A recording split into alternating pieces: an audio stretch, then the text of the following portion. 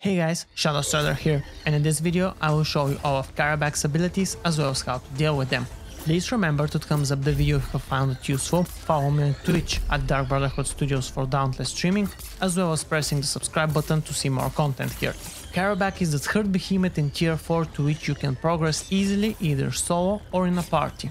She has an elemental weakness towards both blaze and shock, and does not have any elemental resistance. She also deals raw damage, which makes any armor good for facing her. My advice is to use your maxed out Naizaga or Stormclaw gear, as well as the weapon from either one of those two. If you're going against her directly from tier 3, any armor maxed out will work, but I would go for Moonriver armor because of the evasion bonuses. The weapon choice if you're using tier 3 is either Embermane or Dusk weapon, but I highly recommend to get the weapon from Naizaga or Stormclaw before facing her, because that's gonna make the fight a lot easier and a lot faster because of the damage difference. My preference for the weapon type will be sword, because I'm used to it, and considering Kharabak has mostly charge type attacks and the fight overall involves a lot of movement, so a fast weapon is preferable, but again, that is my preference. If you're an awesome axe or hammer user, then use what you're best with. Now, Kharabak does not have that many abilities, but they do make her both deadly and annoying to fight. Her first ability is Tail Swipe. She will pull her tail and swipe at around 100 degrees of range, and hit range of this ability feels more like 150 degrees, so do be careful when you're rolling out of it. You can roll towards it, which is the best option. You can also roll with it. Her second ability is Scissor Strike.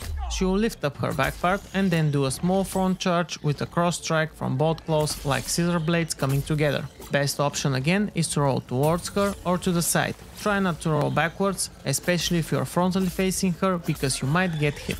Her third ability is Slam. Kharabak will raise up in the air, roll up in a ball and slam towards the ground, hitting with her tail.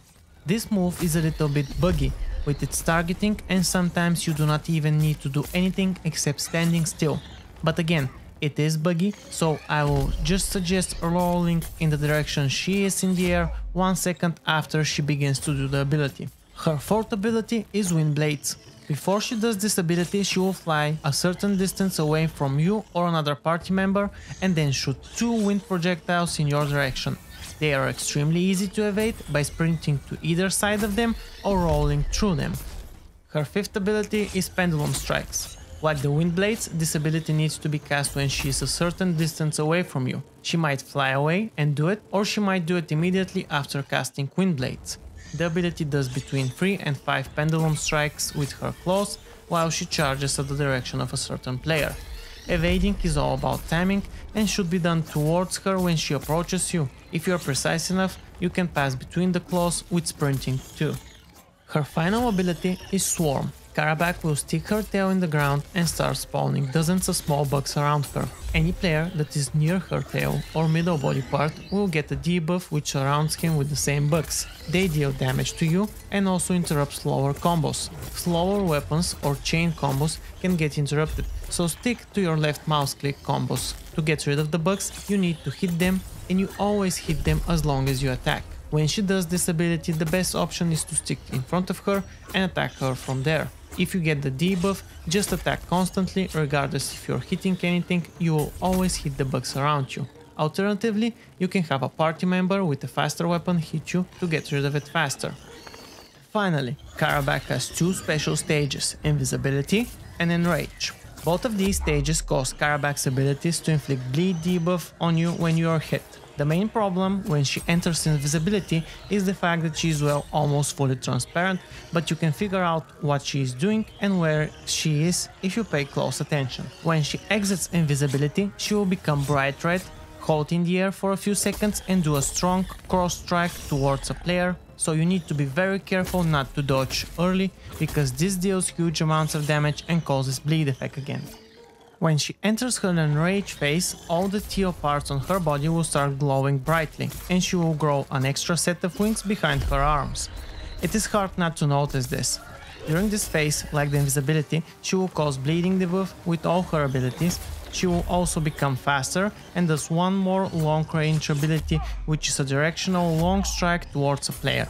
Evading it should be easy by rolling to either side of it when it approaches you. Do take care because she can be enraged and invisible at the same time. I have not checked whether this will further increase her damage or not. Currently her body parts are bugged and not all of them can be destroyed. I can confirm that you can destroy her head and front claws for extra loot, but the back legs and tail are not fixed yet. This is everything about Kharabak and her abilities. Be sure to check my full solo fight against her by clicking the link in the description down below or the link at the end of this video. Please do not forget to follow me on Twitch for Dauntless streaming, thumbs up this video if you found it useful, leave a comment and share it as you see fit, and lastly, do not forget to subscribe for more content like this.